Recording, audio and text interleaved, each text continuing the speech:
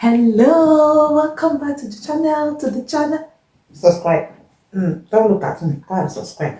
Go down, subscribe. Hello, welcome back to my channel. My name is Chidima. If you see my face for the first time, I'm a registered nurse and I live in the United Kingdom. If you're not following us on our health channel, click on the description. You see the link there and follow. You are missing out. So today, guys, I'm finally ready to share. I want to share my IELTS story because I'm still getting a lot of questions from friends asking me about how did you do this IELTS thing? Reading is a problem, writing is a problem. How did you do it? Because it took me nearly 6 months, or just say 6 months, from the time I did my IELTS to coming down to the UK. So if you're in that situation, then stick around. This might encourage you or you grab something from this video. So, have I written IELTS more than once? Yes. I actually wrote my IELTS 3 times. The first was in 2014, December, I think. No, January, and the second was 2014 May. So at the time, IELTS was 777 in listening, writing, speaking, and reading. That was the NMC UK requirement. You have to get them all 7 and overall 7. So by the time I did it the first time and the second time, I had 6.5 parallel. At that point, I told myself, I'm not doing this again. And at that time, it was the first one I paid 35,000 naira. The second time, it had gone up to 40,000 naira. So it was even a lot cheaper then. But I think the value of the money at that time was still strong, of the naira at that time. So I decided not to do this again and take a breathing space. Let them breathe. So I decided to breathe. So at the end of the day, I decided to try again in 2021. Yes, I decided to try again in 2021. At that time, to be honest, I wasn't ready to go and pay anybody to teach me IELTS. Because from my experience back then, I saw professors fail IELTS. I saw English lecturers fail IELTS. I saw doctors fail IELTS. And I saw fellow nurses fail IELTS. So in my head, I'm like, what exactly? Hold up. What exactly you, the English tutor in that IELTS class, is going to teach me? Have you sat for IELTS before? Have you written it before?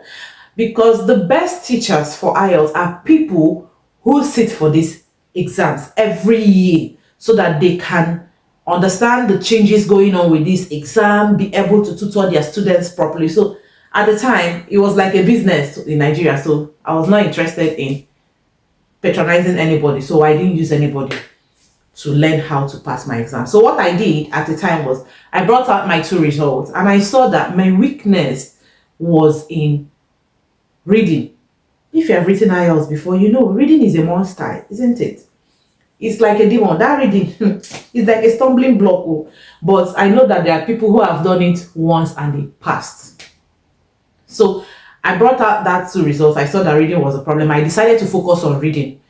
That does not mean that I neglected the other parts. I was still doing my listening, my writing, my speaking. I was practicing all of those things. But I channeled so much energy and time to reading at a particular time. So what did I use? What materials did I use? I went on YouTube, I did research, and I figured out 3 tutors. 3 tutors that made sense to me. And the reason why I chose these 3 is because they have shared their story of how they go every year to sit for IELTS.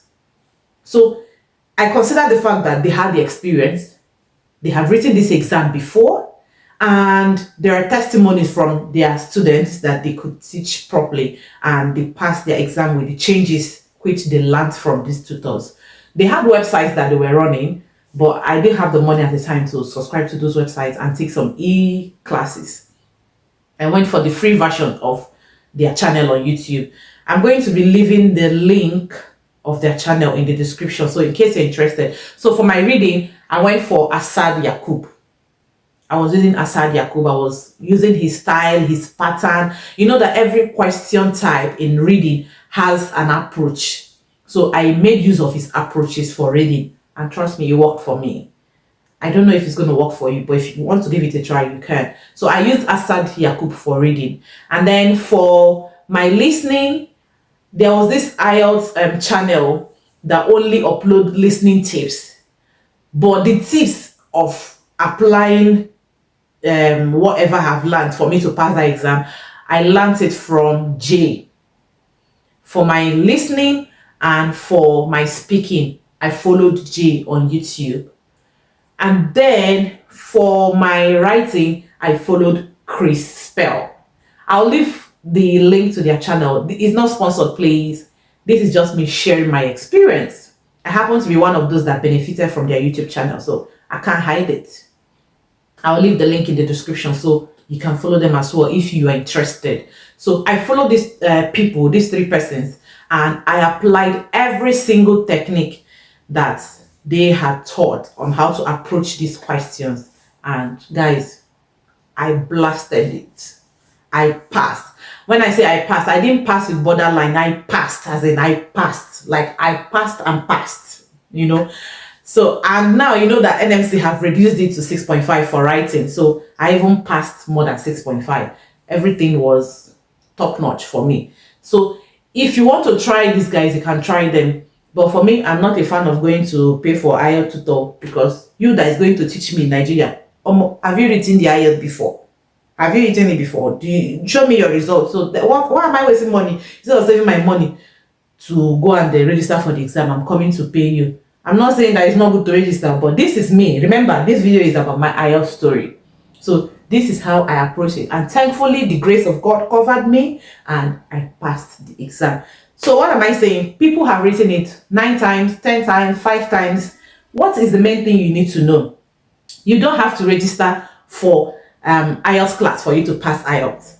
There are a lot of materials out there that you can use, but you need to filter the right material so that you are not misled. 3, you need to be determined. And 4, you need to make sure that you put this IELTS exam bill in your budget, because I think it's about 105 or 107,000 naira in Nigeria now. That is a lot of money considering the cost of living, the crisis, inflation, and everything that is happening all over the world. So I hope this story has motivated you that you can pass. You can do it. Yes, it's doable. So make sure you subscribe, because I'll be bringing more content on how you can move from Nigeria, from Kenya, from Ghana, from wherever you are to the UK as a registered nurse. Mind you, it is not only Africans who migrate, Asians migrate. The UK citizens themselves are migrating. Yeah, they are migrating from UK to Australia, to Canada, to America. So make sure you subscribe, because you're going to get more content on relocation from this channel. If you have not subscribed, oh, sister in Christ, brother in Christ, what are you waiting for? Subscribe. We are on the way to 100 subscribers within a week. Anyway, I'll see you in the next video.